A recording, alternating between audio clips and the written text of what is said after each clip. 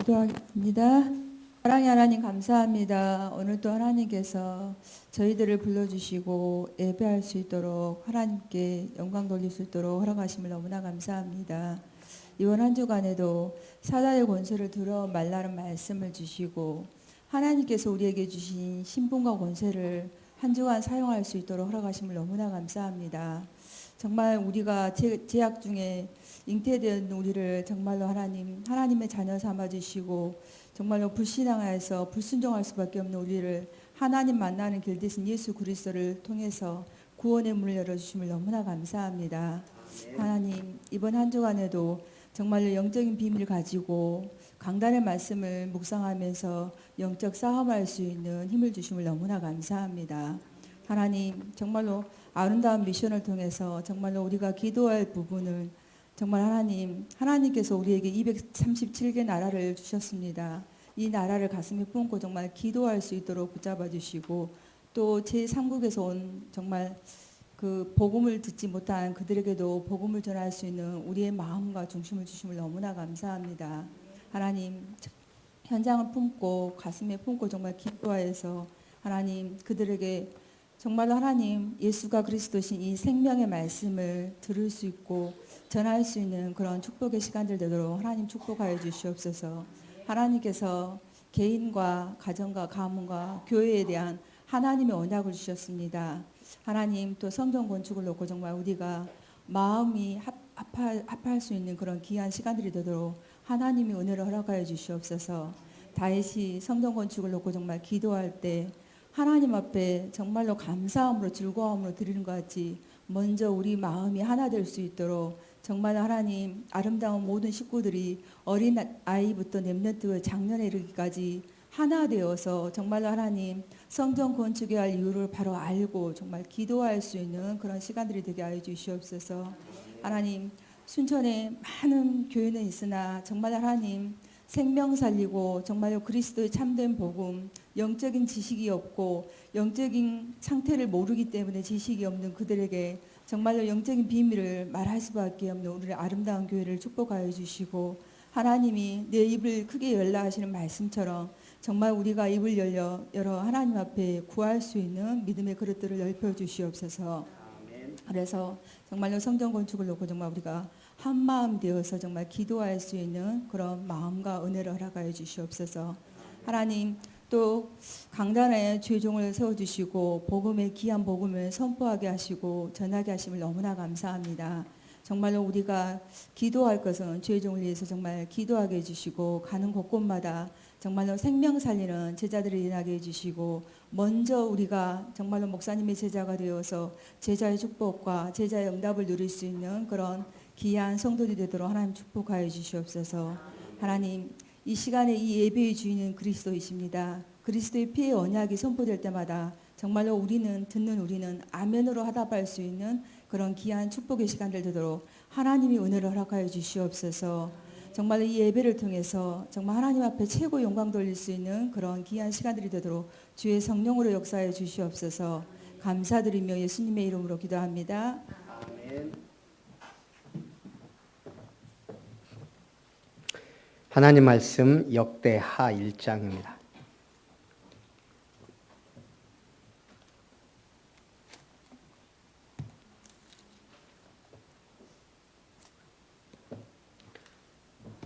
역대하 1장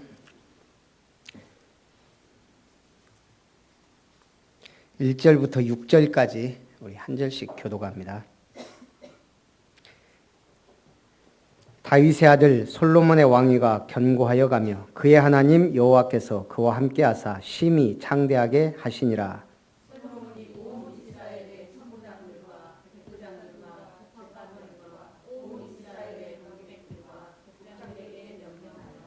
솔로몬이 온 회중과 함께 기브온 산당으로 갔으니 하나님의 회막 곧 여호와의 종 모세가 광야에서 지은 것이 거기에 있음이라.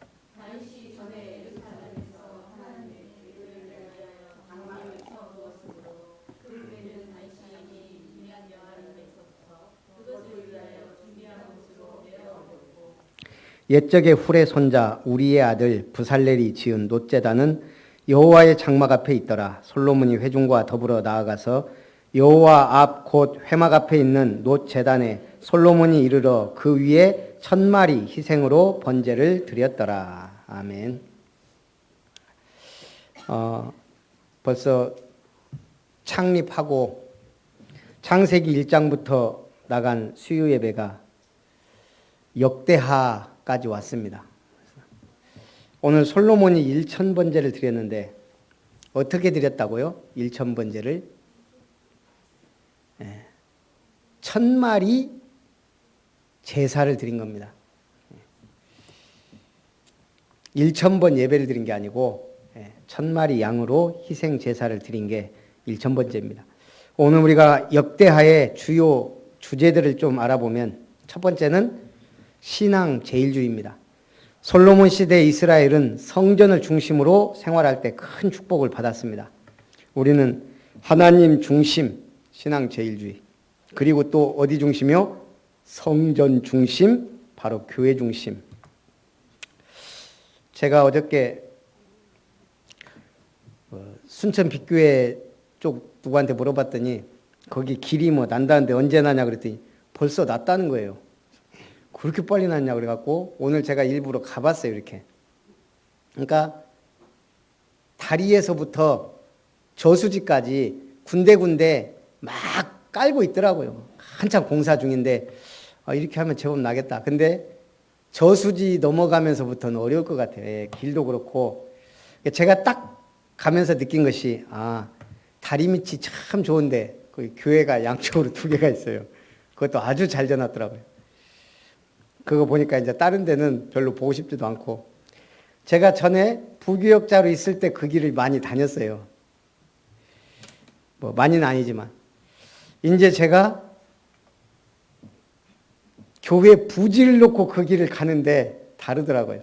전에는 그냥 아이고 이게 길이냐 막 했는데 지금 불꽃 같은 눈으로 어디가 좋을까? 혹시 여기도 괜찮을까? 그게 역시 다르더라 이 말이에요. 그만큼 우리 위치와 직분이 중요합니다. 두 번째는 약속에 신실한 하나님입니다. 유다 왕들은 다윗 언약에도 불구하고 계속 타락과 범죄를 거듭했습니다. 특별히 북이스라엘은 아예 제대로 된 왕이, 믿음의 왕이 한 명도 없을 정도로. 그러나 하나님은 인간의 불신앙에도 불구하고 다윗 언약을 성실히 이행하셨습니다. 세 번째 역대하에서 우리는 뭘 봐야 되죠? 다윗의 후손 그리스도입니다. 인간적인 다윗 왕가의 왕들은 실패를 거듭합니다. 그러나 영적 다윗 왕가의 완성을 그리스도께서 이루신 겁니다. 참 구원과 승리를 주시면서. 네 번째는 변함없는 하나님의 사랑입니다. 이스라엘은 끝내 타락하여 멸망을 자초합니다. 그러나 하나님의 무조건적 사랑은 그들을 건지시고 결국 포로 귀환의 예언을 성취하셨습니다. 마지막으로 역대하를 보면서 우리는 족보가 쭉 나옵니다. 뭘 봐야 돼요? 구속사에 대한 이해입니다. 성경 전체는 심판과 구원의 역사를 다루고 있습니다. 그럼 오늘 첫 번째, 그 중에 다윗 왕의 아들 솔로몬의 일천 제사입니다. 다윗의 아들 솔로몬의 왕위가 견고하여 가며 그의 하나님 여호와께서 그와 함께 하사 심히 창대하게 하시니라. 대통령이 참 중요합니다. 요즘에 계속 박정희 대통령에 대해서 여러 가지, 이번에도 우리 식사하면서 자꾸 박정희 대통령 얘기를 하더라고요. 공과 사는 우리가 분명히 알아야죠. 이승만 대통령이 욕 얻어먹을 짓도 많이 했어요. 근데 지금 보면 가장 잘한 것 중에 하나를 정치인들이 말하는 거예요. 이게 학자들이. 한미 방위 연합이라고 해야 되나요? 방위 조약. 그걸 해낸 것이 가장 컸다 이거예요. 안 그러면 호시탐탐 북한이 우리나라를 넘봤을 거라 이거죠. 어쨌든 미국을 등에 업고 있으니까 못 건드는 거예요. 그거 하나 잘했다. 박정희 대통령 잘못한 게 너무 많죠. 군인이 쿠데타를 해서 한 것도 그렇고, 또 일본과 자기가 그걸 뭔가 해야 되니까 한마디로 싸구려 돈 끌어와가지고 청구협정 끝난 거 아니에요. 그러나 우리나라 발전하는데 많은 공을 들였죠. 그래서 미국은 한 대통령학 권위자가 대통령직을 제대로 수행하며 꼭 갖춰야 할 덕목 5가지를 들었습니다. 이건 모든 지도자들이 갖춰야 할 공통된 덕목. 첫째는 비전을 제시할 수 있는 능력이다. 우리 사람은 꿈이 있어야 되고 비전이 확실한 만큼 응답을 받습니다. 비전 제시. 둘째는 설득력이다. 아무리 탁월한 비전이라도 국민들에게나 사원들에게 혹은 신도들에게 설득하지 못한다면 성취할 수 없게 됩니다. 셋째는 일관성이다. 우리가 뭔가 할 때 일관성이 있어야 돼요. 이랬다 저랬다 그러면 사람이 헷갈리는 거예요. 내가 볼 때 일관성이 없으면 특히 자녀들에게 문제가 많이 옵니다. 그래서 우리가 좀 일관성이 있어야 돼요. 상을 주고 벌을 줄 때도 그렇고. 넷째가 열정입니다. 뭐 말할 필요도 없죠. 열정이 있으면 뭘 해도 합니다. 다섯째가 민첩함. 민첩함 하면 성경에 누가 떠올라요? 여러분은? 다니엘 6장 3절에 보면 다니엘이 민첩했다 그랬습니다. 민첩함이란 올바른 판단력과 과감한 실천력을 갖춘 인재를 말합니다. 그래서 지도자들 중에 이것을 갖춘 지도자가 드물다. 그래서 오늘 우리가 지도자에 대해서 기도해야 되고 또 우리 렘넌트들이 이렇게 키워내야 됩니다. 2절에 보니까 솔로몬이 이스라엘의 천부장들과 백부장들과 재판진관들과 온 이스라엘의 방백들과 족장들에게 명령하여 솔로몬이 온 회중과 함께 기브온 산당으로 갔으니 하나님의 회막 곧 여호와의 종 모세가 광야에서 지은 것이 거기에 있음이라. 여기 좀 특이하죠. 기브온 산당으로 가서 제사를 드린 거예요. 또 일천번제를. 다윗이 예루살렘 성으로 입성한 후 자신은 화려한 궁전에 있으면서 하나님의 궤가 장막에 있는 것이 마음에 걸려 하나님을 위해 성전을 짓고자 했습니다. 그러나 하나님은 너는 전쟁을 많이 해서 피를 흘렸으니 나의 전을 건축하지 못한다. 그래서 아들이 솔로몬이 성전 건축을 하도록 했는데 이 성전 부지를 결정함에 있어서 어디에요 여기가? 예루살렘 성전이 세워진 자리가 역사적으로 어떤 장소죠? 우리가 2가지는 알고 있어야 돼요. 여기가 바로 모리아산. 이삭이 아버지가 칼을 들어 죽이려 했던 그 자리예요. 2번째는 어떤 자리죠? 다윗이 저지른 죄의 결과로 결정됐어요. 다윗이 하나님을 의지하지 않고 자신의 능력을 자랑하는 의도로 한 게 인구조사예요. 하나님이 이걸 죄로 봤어요. 그래서 3가지를 제시해요. 네가 나에게 범죄했으니 3가지 중에 하나를 택해라. 그래서 하나님 보낸 천사가 사흘 동안 온 이스라엘을 전염병으로 벌하는 도중에 천사가 오르난의 타작마당에서 예루살렘을 멸하려 할 때 주님이 그 뜻을 돌이킵니다. 그리고 다윗이 그곳에서 제사를 드렸어요. 그거 바로 이후 다윗이 그곳에 성전을 짓기로 결정했는데 그 자리가 바로 성전 부지가 됩니다. 죄 문제를 해결받은 곳. 하나님은 특이하죠. 오늘 솔로몬이 그래서 그 자리로 뭘 하러 간 거예요? 일천번제 제사를 드린 겁니다. 이 사람이란 게 이게 문화라는 것도요. 그래서 결국 여기가 또 어떤 자리냐면 사울 때에는 기브온이었어요. 기브온 족속은 어떤 족속이죠? 여호수아가 가나안을 정복할 때 이 사람들이 자기들이 두려워해서 변장하고 멀리서 온 것처럼 해서 이스라엘과 화친을 맺은 족속이 기브온 족속이에요. 그래서 결국은 기브온 족속이 나중에 속인 대가로 이스라엘의 종이 되죠. 그래서 다윗은 하나님의 궤를 예루살렘에 옮겨 장막에 두었지만 예루살렘 장막에는 하나님께 제사 드릴 제단이 없었기 때문에 국가적인 모든 종교 행사를 기브온 산당에서 행한 겁니다. 그래서 참 이 기브온이 중요한 자리죠.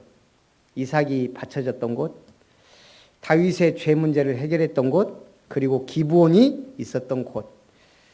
그럼 기브온은 뭐죠? 전도와 선교죠.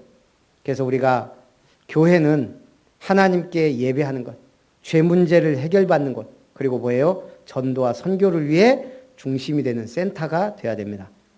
4절에 다윗이 전에 예루살렘에서 하나님의 궤를 위하여 장막을 쳐두었으므로 그 궤는 다윗이 이미 기랏 여야림에서부터 그것을 위하여 준비한 곳으로 메어 올렸고. 우리가 우리 주변에 있는 나라들에 대해서 요즘에 좀 제가 일본 때문에 좀 관심이 많았어요. 그러다가 중국이 그게 있잖아요. 옆에서 사람이 죽어져도 본체만치 않은. 왜 저렇게 됐을까 좀 궁금했어요. 그래도 인간인데 이번에 차에 치여갖고 3살짜리인가 아이가 죽어가는데 아무도 놔둬버려갖고 아이가 죽었다는 거예요. 그래서 왜 저럴까 보니까요. 중국에 몇 가지 얘기를 하는데 제가 기억에 남는 게 2개예요. 하나는 관시문화. 관시문화라는 게 인간관계. 그러니까 우리는 이렇게 맨 처음에 인사할 때 뭐라고 하죠? 그냥 누구다 그러죠. 이 사람들은 어디 지역에서 온 누구다 그런대요. 그게 참 특이하죠. 우리가 나 군산 사람 김별입니다 이렇게 안 하거든요. 이 사람들은 그런 그만큼 자기 지연 굉장히 중요시한대요. 그러니까 자기끼리가 이렇게 딱 그래서 홀로 외톨이 되는 걸 굉장히 두려워한대요.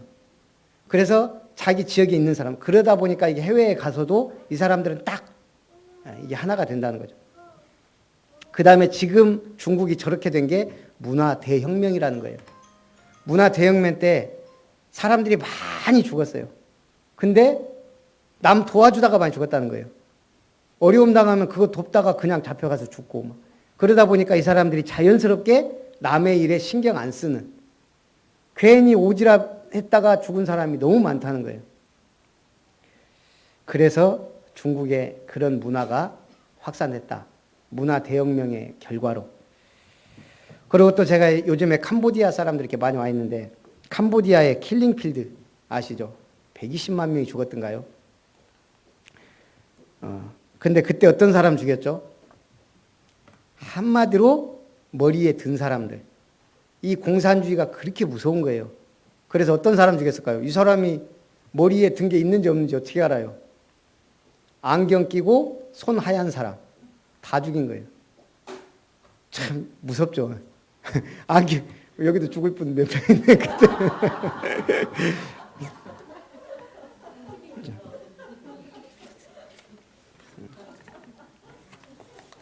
우리가 거기에 태어나지 않은 게 얼마나 감사합니까? 우리나라에서 대사를 했던 일본 무토라는 사람인가 있어요. 무토 대사. 이 사람이 한국에서는 그렇게 잘했어요. 친한파로. 일본 돌아가서는 혐한서적을 내서 일약 스타가 돼 있어요. 신기하죠. 한국 대사까지 한 사람이 가서 한국 욕을 그렇게 해야 되는 거예요. 근데 이 사람이 낸 책 중에 어떤 책이냐면 한국인으로 태어나지 않아서 다행이다. 참 무서운 일이죠. 요즘 보면서 뭘 느껴요? 일본인으로 태어나지 않은 게 얼마나 감사합니까? 네. 그래서 우리가 참 이 말이란 게 무서워요. 4절에 보니까 다윗이 전에 예루살렘에서 하나님의 궤를 위하여 장막을 쳐두었으므로 그 궤는 다윗이 이미 기랏 여아림에서부터 그것을 위하여 준비한 곳으로 메어 올렸고 쭉 나옵니다. 그러면서 6절에 여호와의 앞 곧 회막 앞에 있는 놋제단에 솔로몬이 이르러 그 위에 1000마리 희생으로 번제를 드렸더라. 지금 솔로몬이 기브온 산당은 모리아산이에요. 해발 820m 높이에 있는 제단이에요. 그러면 우리가 지금 우리 지역에 있는 산들이 700m급이 많아요. 저기 지금 뭐 파령산이라든가 월출산 대부분 제가 알기로 한 700m 정도 돼요. 그거보다도 높은 곳이에요. 거기에 양 1000마리를 끌고 가서 드렸다는 거.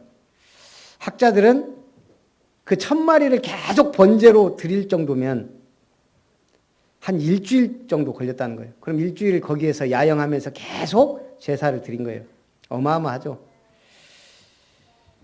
그 정성과 헌신이 하나님 앞에 상달이 안 될 수가 없죠. 그러니 하나님 그 밤에 나타나서 뭐라 그래요? 내가 네게 무엇을 주랴. 솔로몬 1000마리 번제를 다 드린 날 밤에 하나님이 열왕기상 3장에는 꿈속에 나타나는 것으로 묘사된 반면 역대기에서는 솔로몬 앞에 직접 나타나신 것처럼 묘사가 됐어요. 열왕기상에서는 솔로몬이 지혜를 구한 사실에 집중하고 있는 반면에 역대기에서는 솔로몬의 왕권이 하나님으로부터 왔음을 부각시키며 솔로몬이 하나님 앞에 합당한 왕임을 강조하고 있습니다. 어디에 강조 좀 두냐 좀 다르죠. 내가 네게 무엇을 주랴? 너는 구하라. 이에 대한 솔로몬의 답변은 첫째, 다윗 언약을 이제 솔로몬 왕에게도 굳게 하소서. 솔로몬은 다윗에 이어 자신이 왕이 된 게 큰 은혜를 베푸신 것임을 압니다. 자기보다 훌륭한 사람들이 있었잖아요. 아도니아, 압살롬. 근데 하나님이 다 그들을 죽이시고 솔로몬으로 하여금 왕이 되게 하셨습니다. 둘째는 무엇을 구했어요? 지혜와 지식을 주십시오.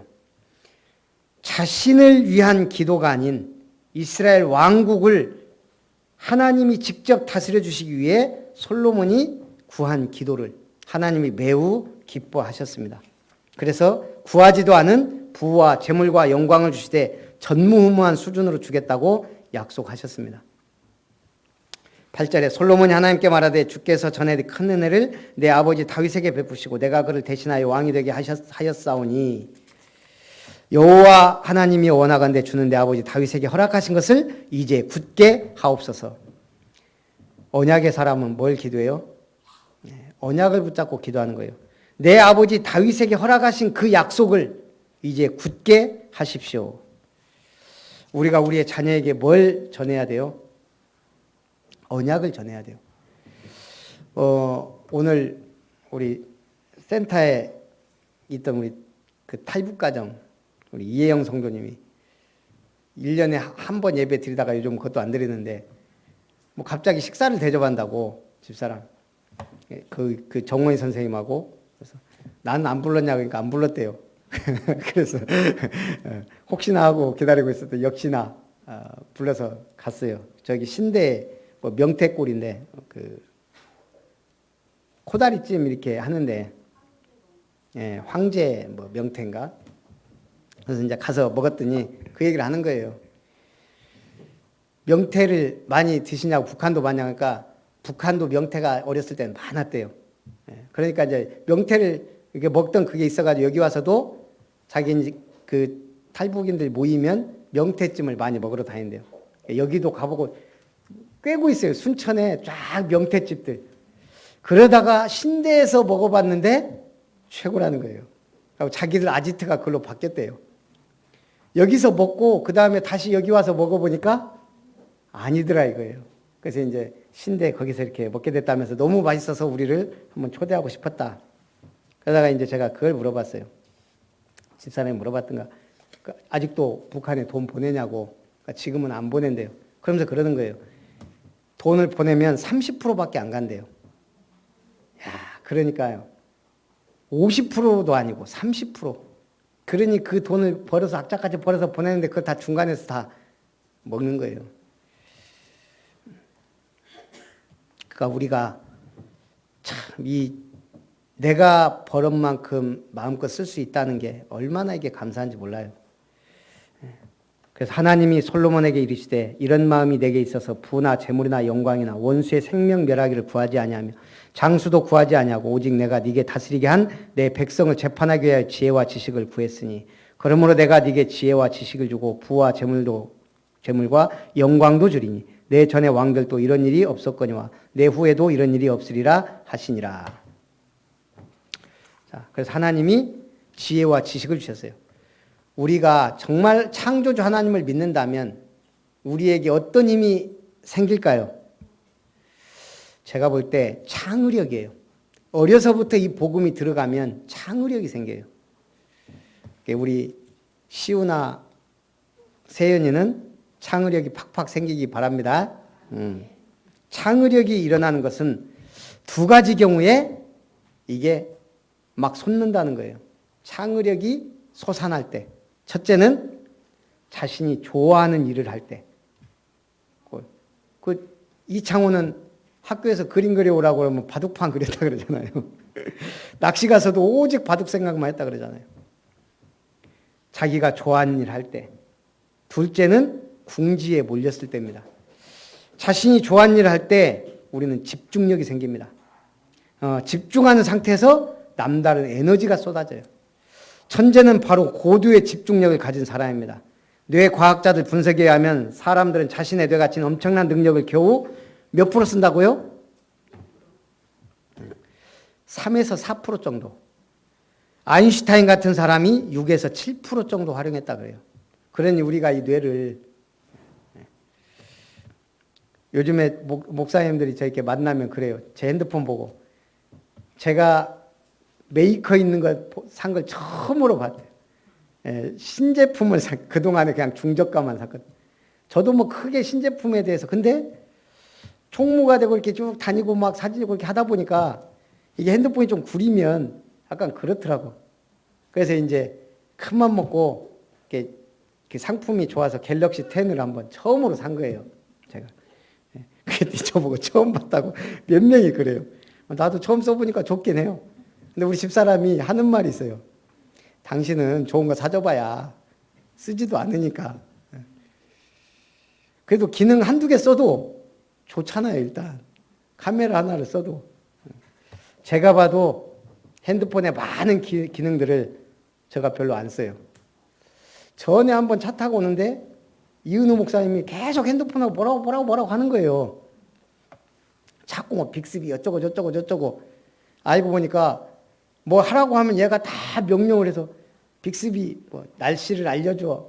그 다음에 또 뭐 누구 노래 틀어줘. 다 막 예 알겠습니다. 그 농담도 하면은 잘 못 알아듣는 농담도 하고 뭐 그래요. 그래서 야 이걸 이제 하면 할수록 발전된대요. 김광희 목사님도 그걸 하더라고요.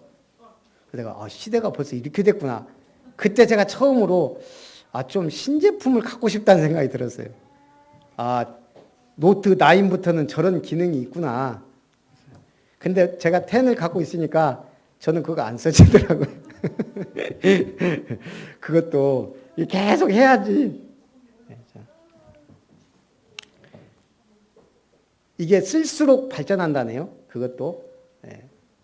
근데 어쨌든 우리 뇌도 마찬가지입니다. 쓸수록 발전해요. 창의력 계속 뭔가에 집중할 때 능력이 나타나요. 창의력을 발휘할 수 있는 두 번째는 궁지에 몰렸을 때. 우리가 막다른 처지에 몰리면 어떻게 돼요? 이판사판 목숨 걸고 활로를 찾게 됩니다. 제가 볼 때 반도체도 그런 것 같아요. 끊임없이 발전하고 하지 않으면 도태돼요. 그 얘가 지금 일본이잖아요. 그 대단했던 전자회사들이 지금 몰락 위기에 있어요. 자기 방법을 고수하다 보니까. 그래서 위기는 새로운 비상의 기회가 됩니다. 고린도전서 10장에도요. 그런즉 선줄로 생각한 자는 넘어질까 조심하라. 사람이 감당할 시험 밖에는 너희가 당한 것이 없나니 오직 하나님은 미쁘사 너희가 감당하지 못할 시험 당함을 허락치 아니하시고 시험 당할 즈음에 또한 피할 길을 내사 너희로 능히 감당하게 하시느니라. 제가 볼 때 교회도요. 아예 주인이 나가라. 그러면 우리가 막 불꽃 같은 눈으로 막 돼지도 자꾸 할 건데 그러지 않으니까 조금 널널하죠. 위기가 와야 응답도 확실하게 와요. 그래서 어쨌든 모든 위기를 응답의 기회로 삼으시고 솔로몬이 1000번제를 드렸던 것처럼 정성껏 하나님 앞에 예배와 예물을 드릴 수 있는 우리 아름다운 성도들 되시기를 주님의 이름으로 축원합니다. 살아계신 하나님, 솔로몬이 1000마리 양으로 희생을 드렸던 것처럼 우리의 적은 중심과 예물이 하나님 앞에 상달되기를 원합니다. 하나님이시는 지혜와 지식과 모든 응답으로 하나님의 교회를 든든히 세워가며 237 나라 살릴 축복의 증인들이 될 수 있도록 역사해 주옵소서. 주 예수님의 이름으로 기도합나이다. 아멘. 찬송 498장.